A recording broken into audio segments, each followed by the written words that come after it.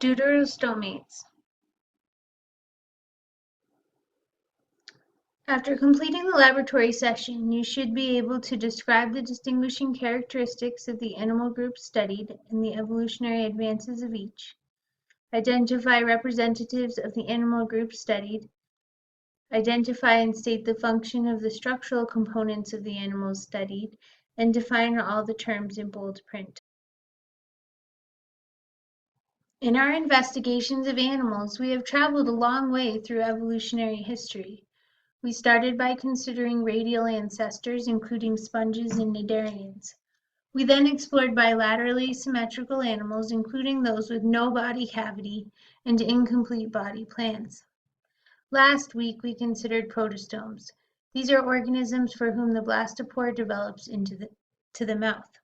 Now, in our final lab of the semester, we'll consider deuterostomes for whom the blastopore develops into the anus. We are deuterostomes as are animals of diverse as sea stars, amphibians, birds, reptiles, and mammals.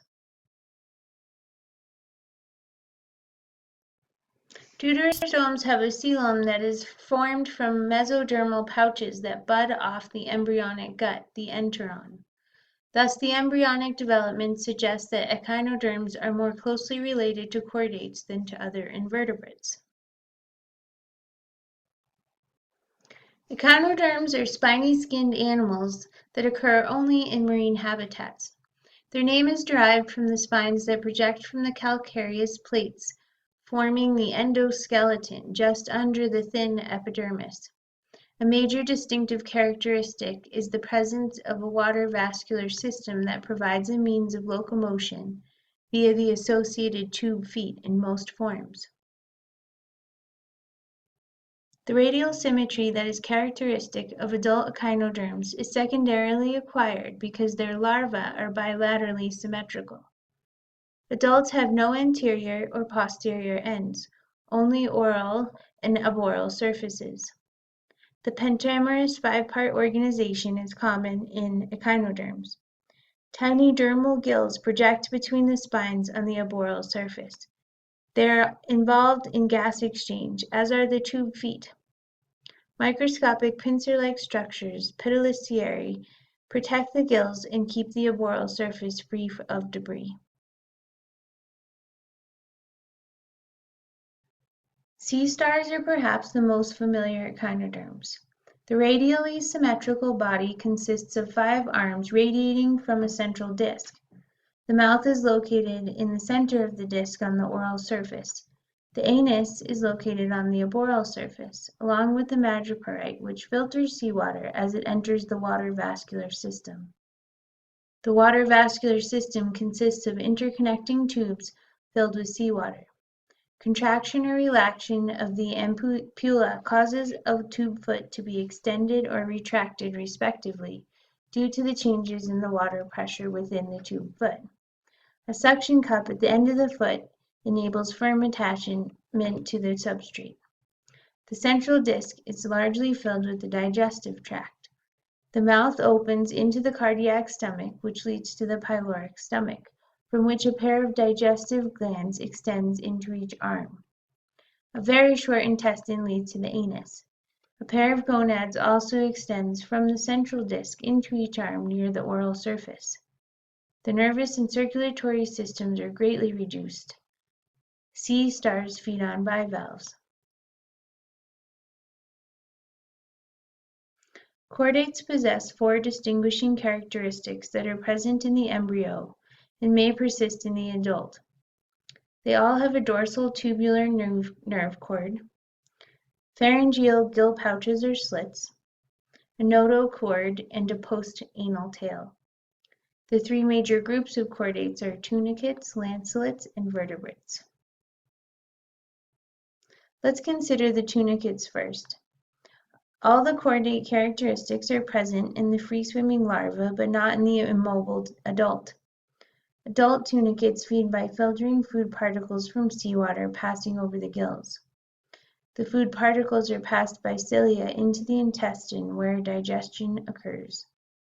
Thus, pharyngeal gill slits serve in both feeding and gas exchange.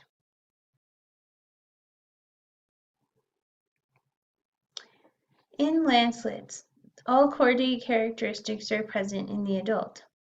They are poor swimmers, and they are usually buried in the mud with the anterior end protruding. A true head is lacking. The cilia around the buccal cavity sweep seawater into the pharynx. Water passes from the pharynx over the gills and through the gill slits into the atrium and out the atrial pore. Food particles are trapped in the mucus on the gills and moved by cilia into the intestine, where digestion occurs. Thus, the gill slits serve both as filter feeding and gas exchange organs. The notochord, an evolutionary forerunner of the vertebral column, provides a flexible support for the body. Weak swimming motions are enabled by contractions of the segmentally arranged muscles. All four chordate characteristics are usually not present in adult vertebrates, but they are present in the embryonic stages. An endoskeleton of cartilage or bone provides structural support, including a vertebral column that partially or completely replaces the notochord.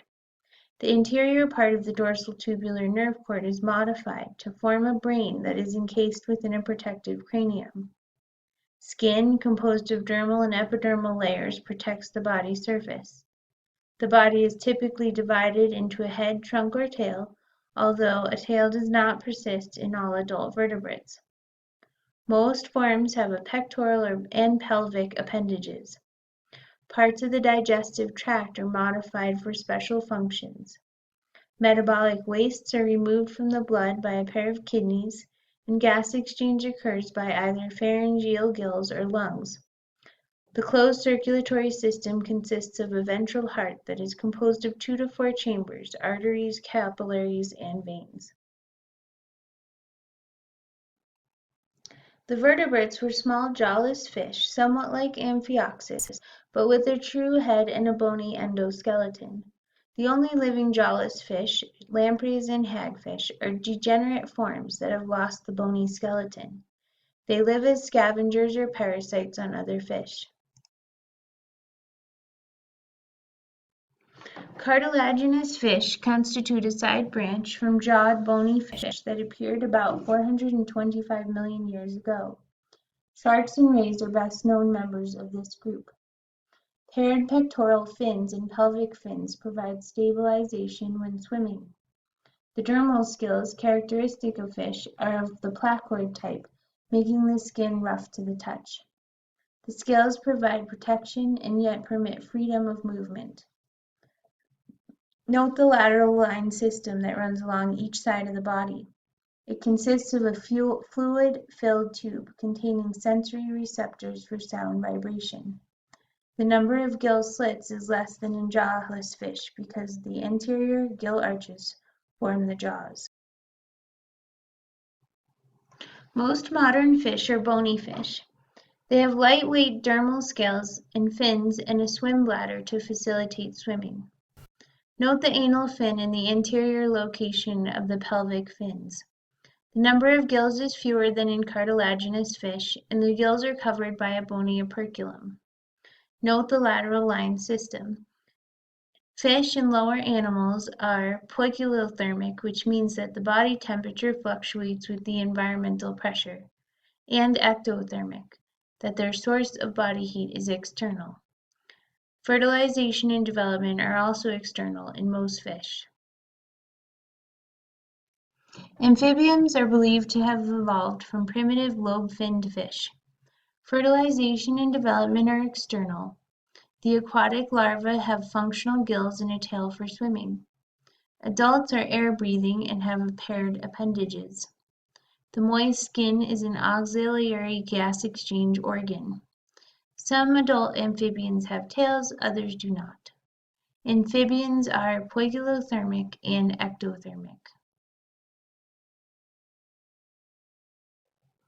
Reptiles were the first truly terrestrial vertebrates because they can reproduce without returning to water. This is possible because fertilization is internal. They have a leathery shelled evaporation resistant egg that contains nutrients to nourish the embryo until hatching. The pharyngeal gill pouches and a notochord present only in the embryo, not in the adults of reptiles and higher vertebrates. In most reptiles and in all higher vertebrates, the ribs join ventrally to the sternum to form a rib cage that protects the heart and lungs. Epidermal scales first appear in reptiles. Formed by the epidermis of the skin, these scales provide protection and retard evaporative water loss. The feet typically have 5 toes, and the claws are formed from modified epidermal scales. Reptiles have peg-like teeth. Like all lower animals, reptiles are poikilothermic and ectothermic.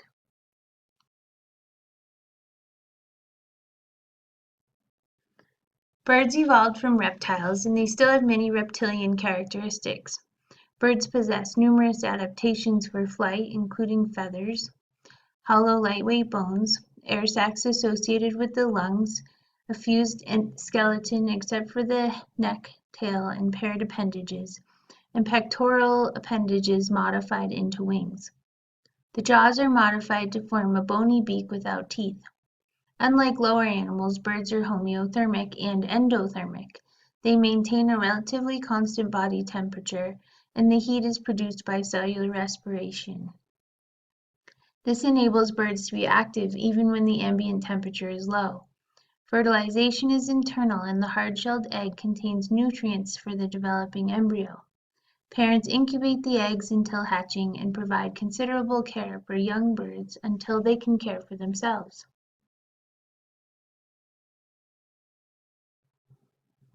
Like birds, mammals evolved from reptiles. Key mammalian characteristics are the presence of hair, mammary glands that produce milk, and a diaphragm that separates the abdominal and thoracic cavities. Mammals are also homeothermic and endothermic like birds. After internal fertilization, most modern mammals nourish the embryo in utero via a placenta. A placenta brings the maternal and embryo blood vessels close together, so materials can diffuse from one to the other. True placental mammals have a relatively long gestation period, so the young mammals are rather well developed at birth. In contrast, marsupial mammals have a short gestation period and give birth to underdeveloped young that complete development in an external pouch of the female. Only 2 species of egg-laying mammals have survived to the present, the duck-billed platypus and the spiny anteater. Both occur in Australia along with most marsupials, and represent a primitive side branch of the main evolutionary line. They are not ancestral to higher mammals.